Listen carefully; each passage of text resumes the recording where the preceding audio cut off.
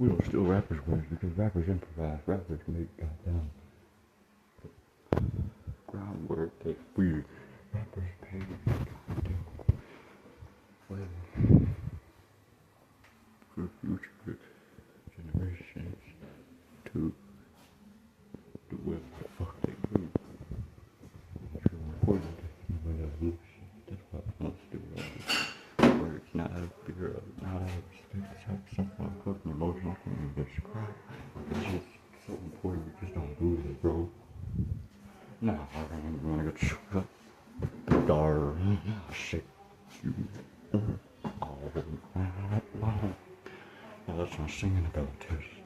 I will not steal a rapper's goddamn words because that is just a crime against humanity. I would not fucking do that because our words improvising, our words pave the way for future generations of people to do whatever